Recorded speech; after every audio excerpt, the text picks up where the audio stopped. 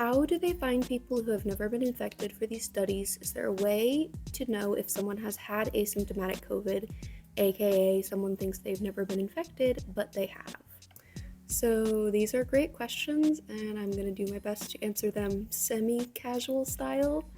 I assume that so many of y'all have asked how researchers can be sure they've recruited subjects with no history of infection, because as you probably know, an immense number of SARS-CoV-2 infections are asymptomatic, which has been shown in many studies, but I will highlight a 2022 one from JAMA, Jung et al. 2022, in which of 210 adults with evidence of seroconversion during a regional Omicron variant surge, 56% reported being unaware of any recent Omicron variant infection.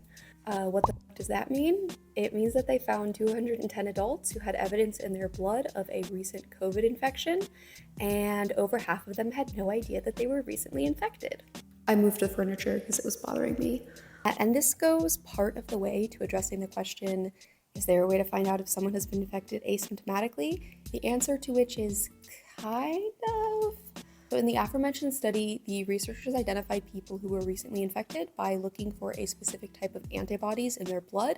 There are multiple types of antibodies that our bodies make in response to the virus, and I'm going to talk specifically about the spike antibodies and nucleocapsid antibodies. A spike antibody test is not super useful because the body makes these in response to infection and vaccination.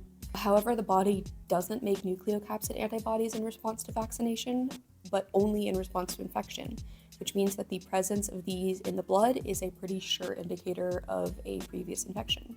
That's how researchers identified people with recent infections in the previous study. And you can read more about using various antibody levels to determine vaccination versus infection status in this study if you want.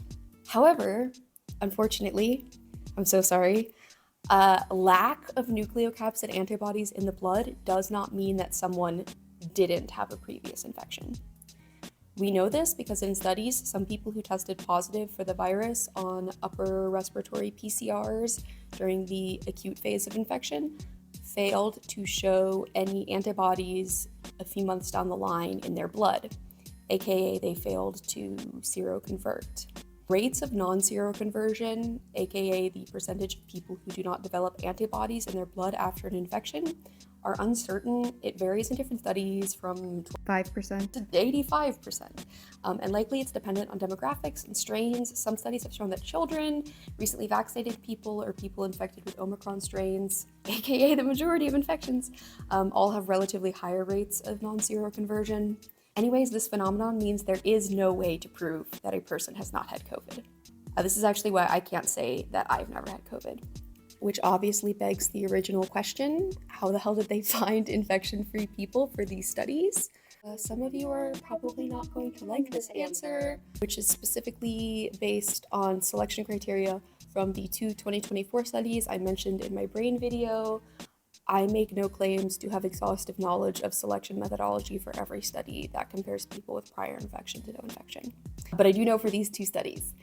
And basically what the researchers did was they asked people if they had a previous infection, and then people said yes or no, more or less. And if you're thinking that, hey, wouldn't that probably mean that some of their uninfected controls actually had a previous infection? Yeah, probably.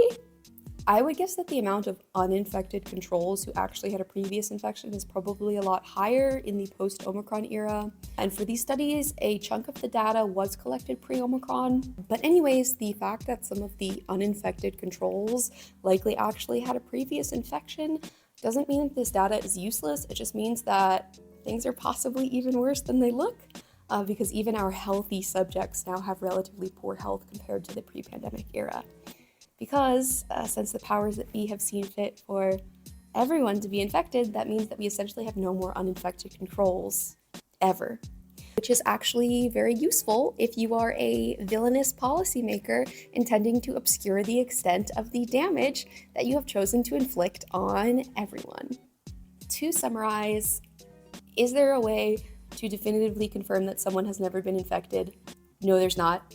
How did they find uninfected controls? They asked people. Does this mean the results of these studies are meaningless? No, it just means that we are possibly even worse off than the studies suggest. Sorry that was such a bummer. Go drink some nice tea or like watch a cartoon or something, pet your cat, exhale.